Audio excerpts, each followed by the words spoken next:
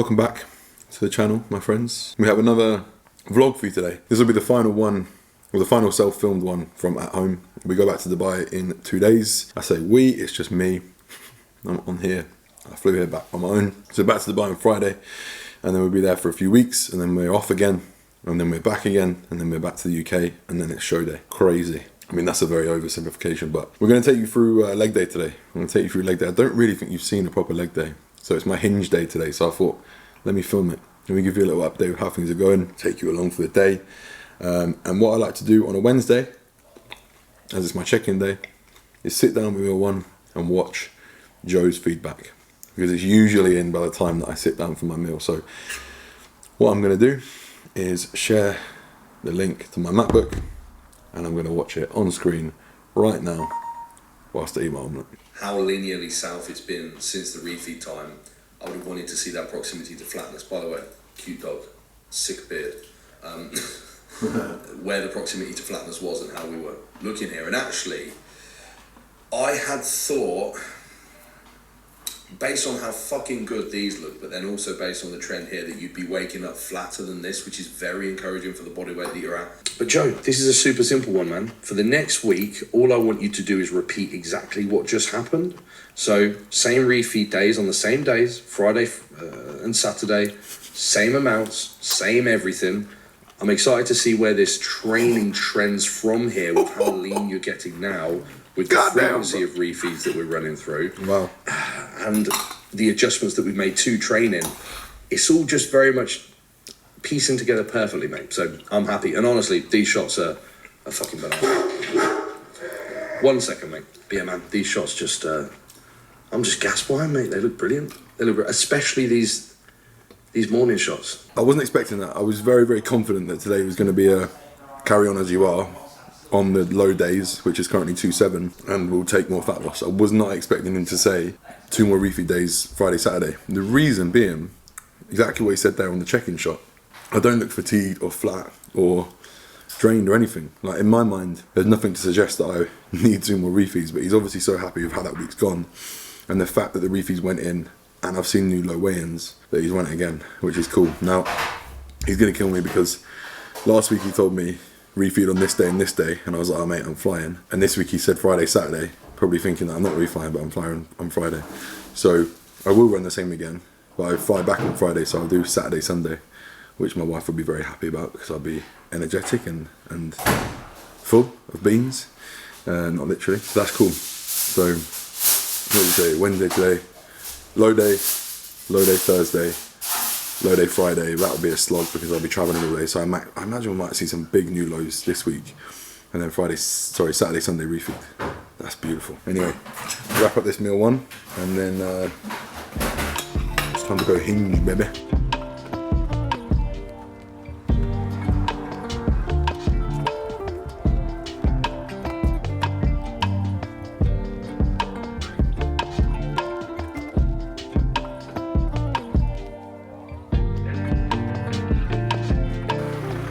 Oh boys, we're in a beast today. We're in a Nissan Navara. It's better than what you're going to see in the next vlog, depending on which one comes out first. God damn, bro. My mum, bless her, put me on her insurance. She has a hairdresser's car. She has a white SLK. Not even an SLK, but a white SLK from the 2014s. It's a nice whip, but not for a 6'1", 120 kilo male. Especially when he has to get out next to a builder at the petrol station. This is more like it. Bit more room, big truck, feel like a real man. So absolutely sensational news on the refeed, obviously, that's nice. So I'd say a couple more days digging, we'll fill up again, which is exciting. We're in a bit of a rhythm now. There has been fairly regular refeeds, which does feel good because I didn't say anything to Joe this week in the check-in because I was like, it's just part of it, like crack on with it. But like I've been dragging my arse a bit, shall we say. The legs have felt like a bit like lead, and I must say this week recovery has been poor, which is interesting. Obviously I'm off the back of a deload, which was a full week off to be fair, but I didn't expect to have the sort of leg soreness that I did. Like my legs were sore for 3 days after training, which it's not ideal on a prep setting because you have to get those legs up to carry, to go and do cardio, to go and do steps, and it just makes everything feel a lot harder, which is not ideal. Of course, it's part of the process, but I think excessive soreness on prep, soreness that's lasting 2-3 days, it's not good. Anyway, we will get over to the coach and we'll take you through the lower session, and that'll be good because I think this is the first time I've hinged on YouTube on prep, so we'll get stuck in. Okay people, let's lock in for the first ever voiceover I have ever recorded on YouTube. You lucky people. So we're going to go through the lower session today. We get kicked off here with hamstring curls, 2 straight sets of 5 to 10 reps. So not a high rep range. What I've seen as prep's gone on is actually the rep ranges decreased instead of increased. And the reason for that is there's a lot of data out there to suggest that the higher the rep range, the more fatigue you will accrue as you go through a session. So here we've got the effective reps, I guess, at the end of the set. And all I'm thinking about here is being maximally stable, maximally locked in with that knee pad or thigh pad as tight as I can get it. I'm trying to keep my lower back and my hips locked to the seat and just contracting those hams as hard as possible as I drag the weight under me. As you can see there we go. I'm getting really, really locked in there. I don't even think I've really, oh here we go, look, I'm going to play with it a little bit. But you can see my legs are not moving. It's going to be very, very difficult for those legs to move on this movement, which is the exact aim. And what I'm then thinking about doing is, as I say, just scooping those heels underneath me, trying to contract the hammies as hard as I possibly can. I'm not purposely leaning forward here. I'm not searching for any a sensation in the hamstrings. And as you can see, as the set gets harder, I do actually lean back and sort of take a few, I guess you could call them partial reps here, which I'm fine with, by the way. I wouldn't want the whole set necessarily to be partials, but I think if you were to finish a hamstring curl, particularly a seated leg curl, where your hams are in that fully lengthened position, both at the knee and the hip, if you finish with a few LPs on here, I don't think that is a bad idea whatsoever. And as you can see, as ever, my friends, effort is the only currency. It's all we care about. So make sure you go into failure on the hammy curl. Next up, we've got me setting up the camera ready for some nice blue plate hip hinge. As I've not been overly quiet about, hip hinging has not really been something that I've done for the majority of my career. I've always shied away from it. Well, not so much shied away. It always caused me a lot of pain, so I never did it. I have now gained the skill to be able to hip hinge without pain, and the variation for me is a straight leg deadlift, and it feels honestly absolutely fantastic. So I'm very grateful actually to be able to have this in my program. I think it has made an absolutely monstrous difference to my posterior chain development this year. And once we get actually into the movement, I'll talk you through, I guess, what I'm thinking as I'm going through the hip hinge. But we've got 220 kilos here, so 5 plates per side. Always use pins, always lift safely. And here we go. Here comes the set. Getting the bar in position under that nice blue light here. I just have one set here, so it's just one set of 5 to 8. Of course, it takes a little bit of warming up to, let's say. So I'll typically do like a feeder on 100, another feeder on 140, another feeder on 180, and then I'll go to 220, providing all of that is feeling good. I do strongly recommend using wrist wraps on this as well. I think it's a fucking no-brainer, to be honest. If you're not using them, then you probably want to get your head checked. We don't want our grip failing on a movement like this. Of course, we want to be challenging the target musculature rather than our grip strength, which of course is always going to fail. If you are using these wraps, by the way, your hand goes over and the wrap goes under, okay, and the bar goes in the middle, and then you sort of rev the wrap like a motorbike handle. So here we go, all nice and primed here. And all I'm thinking about here, and all you should be thinking about, is initially bracing hard. So there's a big, I'm bracing my abdomen as if someone's going to punch me in the stomach. That is the first thing I think about. I'll then take my breath in, and then what I think about here is almost crunching my shoulders down into my armpits. Okay, so think about crunching your shoulders down into your armpits. That is going to make sure that your upper spine, your thoracic spine, stays locked in, whilst we keep a completely neutral lower back, as you can see here. What I'm then thinking about is actually shifting all my weight onto my hips.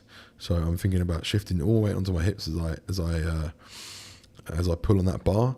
And then what I think about doing is really shifting my hips forwards in order to lift up the bar. I won't take a deadlift to absolute failure. I don't think that's a smart decision from a fatigue perspective or from an injury management perspective. Next up, we've got some leg extensions. So this is one Myo rep pause set of...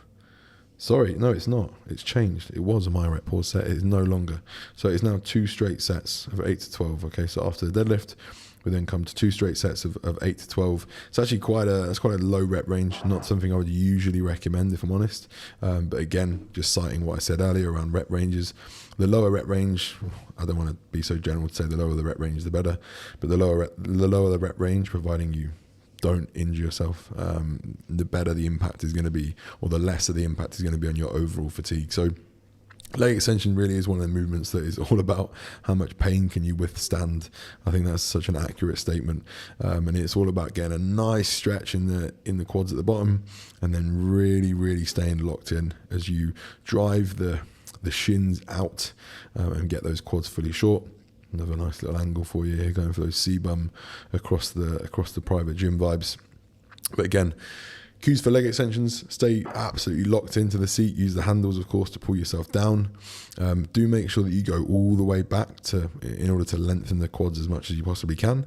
And then, as I say, just literally kick those shins out as far as you can get them, and do try and get the quads fully short. So do try and get the knee into full extension, and really squeeze those quads hard in that shortened range, in that contracted range, aka when the weight is at the top.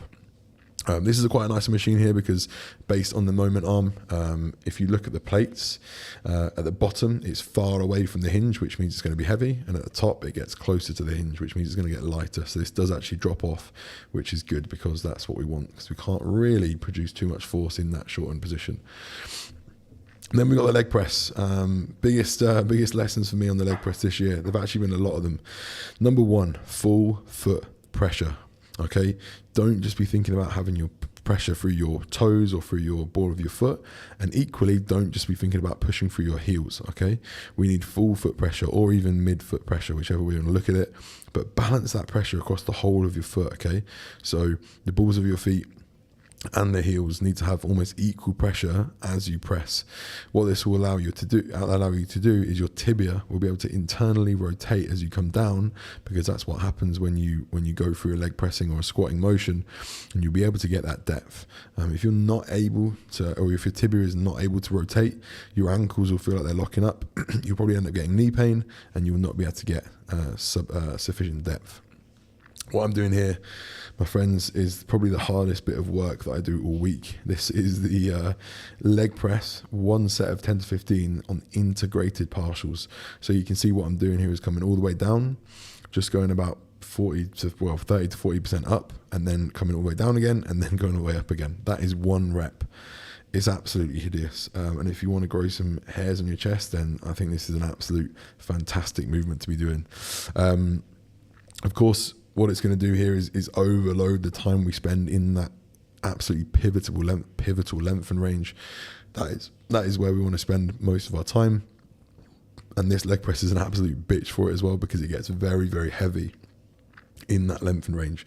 So what I'm thinking about here is slowly resisting the weight, slowly fighting gravity as the weight comes down. I want to be in complete control of the weight. I don't want the weight to control me.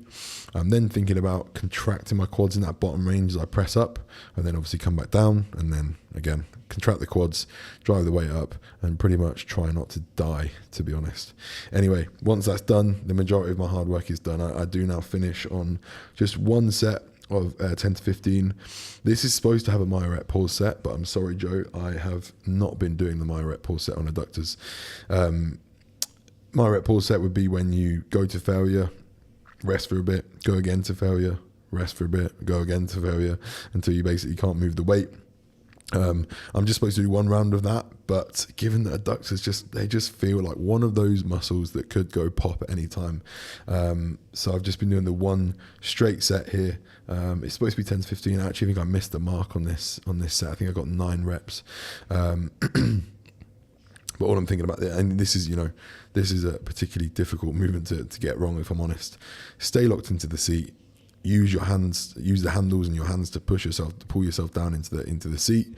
Don't be allowing a load of whole body movement, and just really aim for maximum lengthening of those adductors. So, you know, as much width, as much range of motion as you can get, and then drag those knees inwards. I am a fan of a little self-spotting on this movement as you get towards the end of the set. And that is that. Flipping excursion. I've got to pick up that person.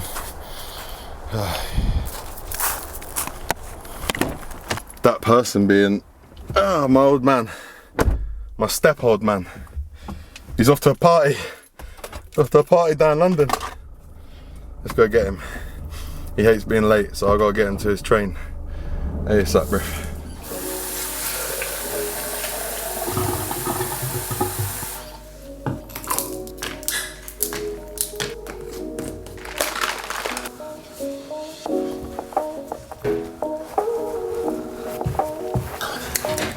Another day, another dollar, people. Good morning, actually, this morning. I woke up this morning thinking, ooh, the legs feel like lead. So I drove to the gym. I didn't cycle to the gym to do cardio to then cycle home. But got cardio done, and as ever, man, that just always feels good, doesn't it? You always feel better after cardio. Exercise truly is the medicine. And then we've had a very busy morning. I've done half of my check-ins. I've had 2 consult calls. One guy didn't turn up. The other 2 did. They both signed up. Lovely stuff. Welcome to the team. My boys, you will not regret it. And I had a really, really valuable call with Mr. Andy Hillocks and my wife. My wife over in Dubai and Andy in Tunbridge Wells, who is giving us a bit of help with our YouTube strategy, let's say. And this vlog will be titled, no, I might not be titled it, but we're going to be going back to basics again, because I think it's so easy to get in this trap when it comes to content creating of like, I have to deliver value in every video, and like actually the prep itself is the value, right? It's the entertainment, it's the motivation, the inspiration, the education at times. So we're going to strip it back to a more documentary style, starting with this one.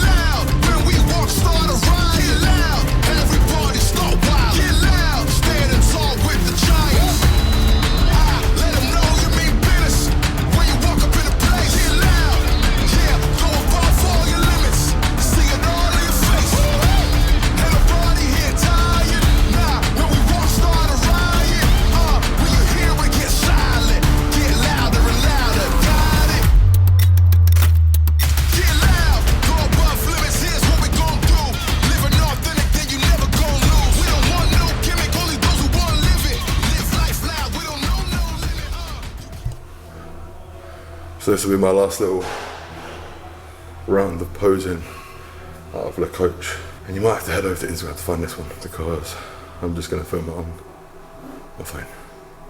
I'm short on time, because we need to get back home for 2 more consults, and then prep all my meals and pack everything for a full day of travelling tomorrow. Buzzing.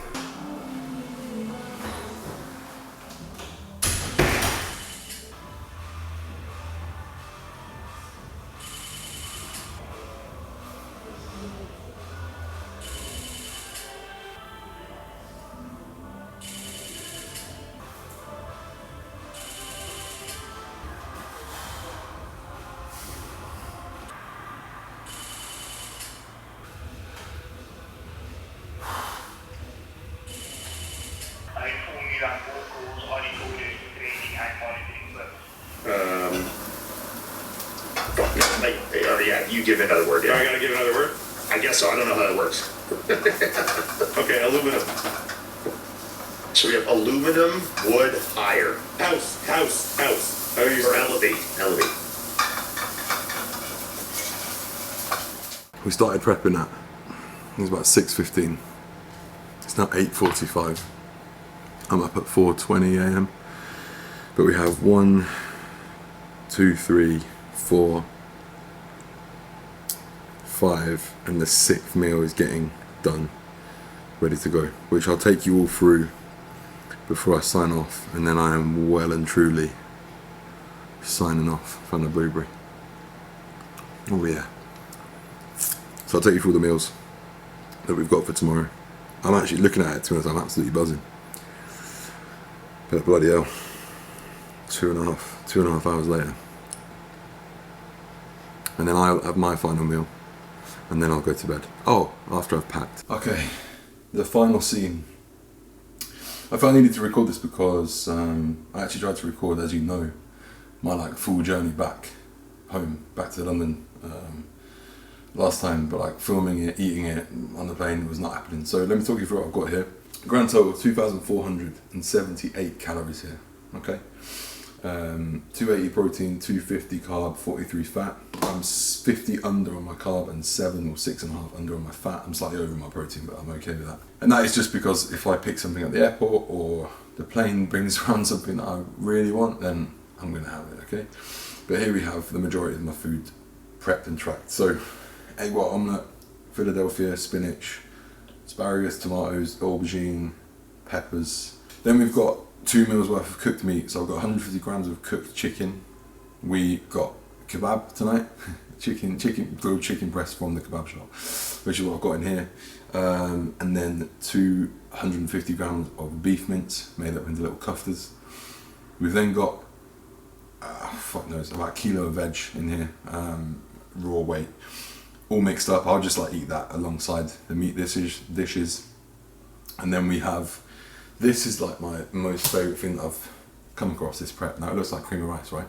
It's actually just egg whites. If you cook egg whites in the pan on their own, so a little bit of oil, egg whites, when they're fully cooked, put them in a blender, put them in NutriBullet or whatever, add your favourite protein and add like a little splash of milk, and you get this like, what I can only call as like blancmange, like pure pudding texture type thing. So, I mean, I've got as much food in there as I have in the cream of rice bowl, but like that's just fucking pure protein, which is amazing. So 400 grams of egg whites in there, 100 grams of blueberries, 15 grams of nut butter, 30 grams of whey, and then I have the goats. We've got oats and cream of rice mixed. This is just the same, oats and cream of rice mixed, blueberries, whey on top, oats and cream of rice mixed, blueberries, whey on top with nut butter. I'm going to sign out here because I am exhausted and I still have to go and pack, and I need to go to sleep really in the next hour, which is not ideal because among all of that I also have to prep my final meal. I'm going to be slightly under today, which I'm fine with because I'm going to bed fairly soon and I'm waking up at early doors. So, I mean, I think I'm only a little bit under. But the final macros for today, 2,600 calories, 270 protein, bang on, 276 carb, under, 50 fat, bang on. And this is my final meal, my cream of rice meal, which is bloody beautiful. Alright people, I hope you enjoyed that little update. I'm feeling good about this prep, man. I'm excited, I feel good. I'm excited to get back to Dubai, 3 weeks to crack on with it, and then we go to Turkey for a week. So I'll see you back in the desert. Thank you, good night. Any comments, questions, put them down below. Hit that bloody subscribe button. And we'll see you in the next episode of the Prep Series.